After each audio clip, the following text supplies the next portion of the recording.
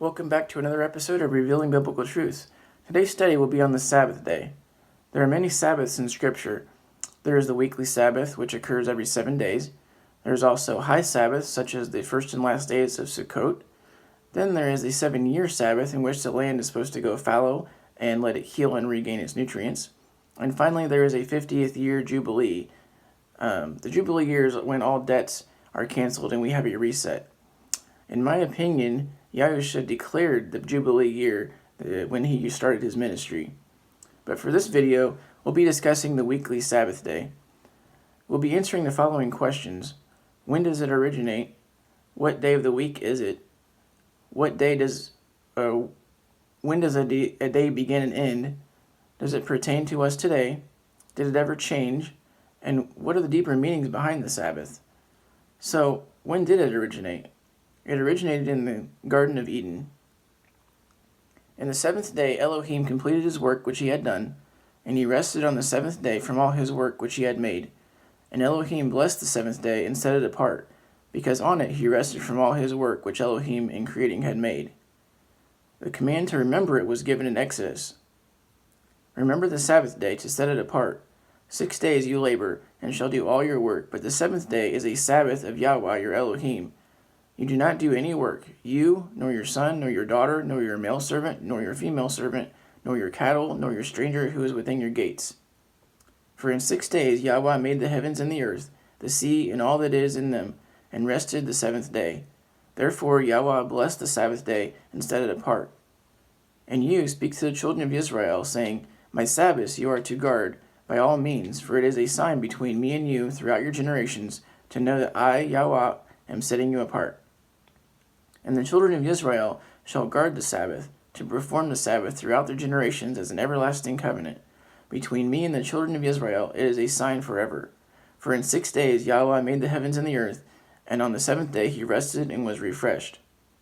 He told us to keep the Sabbath, to not only remember the creation, but it was also a sign between us and Yah, that he is setting us apart. But how are we set apart? By keeping his commands, the Sabbath day being one of them. Also note that this is an everlasting covenant. So what are we to do on the Sabbath day? Rest and not do any work, and also not cause anybody else to do work either. If we buy or sell something, it can be argued that in that moment we are making the other person work. And if the peoples of the land bring wares or any grain to sell on the Sabbath day, we would not buy it from them on the Sabbath or on a set-apart day. Are there any other commands that pertain to the Sabbath? Do not kindle a fire in any of your dwellings on the Sabbath day. Well, what does it mean to kindle a fire? I take it to mean that we are not to start a fire. In those days, they started fires to cook their food. So we need to prepare everything we have to do on the Sabbath day before that, on the Friday, so that we don't have to do anything except for rest.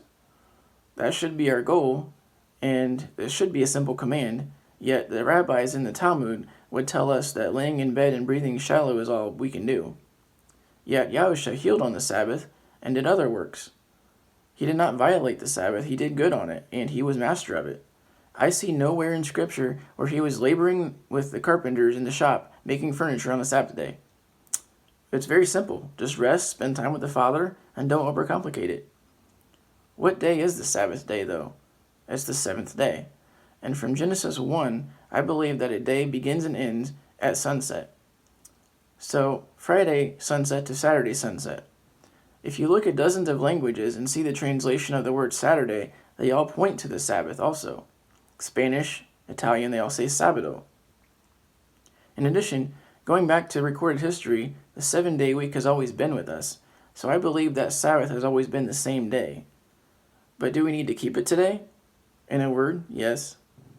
Yahusha told us that nothing would pass from the Torah until heaven and earth pass away, and they are still here the last time I checked. So, all the disciples continued to keep the Sabbath also, long after the Mashiach was ascending. See Acts chapter 13, Acts 15:21, Acts 17:2, Colossians 2:16, and also here's a passage from Hebrews chapter 4, verse 9 that states, So there remains a Sabbath keeping for the people of Elohim. In addition, those in the future will be keeping the Sabbath. And it shall be that from new moon to new moon, and from Sabbath to Sabbath, all flesh shall come to worship before me, declares Yahweh. The Sabbath day is special in that it is symbolic of the 7,000-year world age.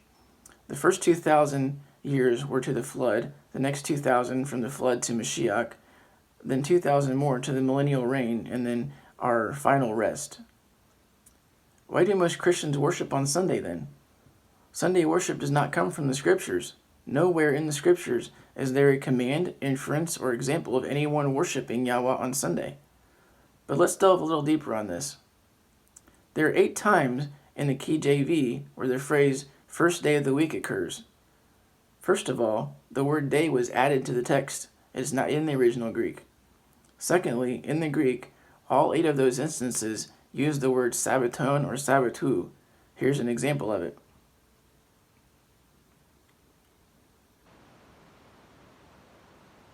Number 4521 in Strong's Concordance, we see that it is the Sabbath. So correctly translated, it's first of the Sabbath. 6 of these refer specifically to when Yahushua was raised, and the other 2, Acts 20 verse 7 and 1 Corinthians 16:2, are talking about Matzah Shabbat, a period of time immediately following the end of Shabbat. The disciples were waiting until the end of the Sabbath to buy and sell and meet each other and have a meal, because they were observing the Sabbath day. They were resting. This would fall on a Saturday night, not Sunday morning. There are no examples of the disciples worshiping on Sunday. So why do Christians keep Sunday worship? Because the Catholic Church instituted it after 300 AD when Constantine converted. Before he converted, he was a sun worshipper, as the deity called Sol Invictus or Mithras. Since then, the Church has continued to incorporate pagan customs, holidays such as Easter and Christmas, and unbiblical practices, and it has continued sun worship to this very day. It's in all their symbols. There are also quotes from the Catholic Church about how they changed the Sabbath to Sunday, and how it is not revealed in the Scriptures to do so, but their authority is above the Bible. So Christians who continue to keep Sunday worship are capitulating to Rome and the Catholic Church and not following the Bible. It's very clear if you actually do the research. Let Yah be true and every man a liar. Follow the word only and keep his Shabbat. If you enjoyed this teaching, give it a like and subscribe to my channel. Turn on notifications so you don't miss future episodes. Thanks for watching, and until next time, Shalom.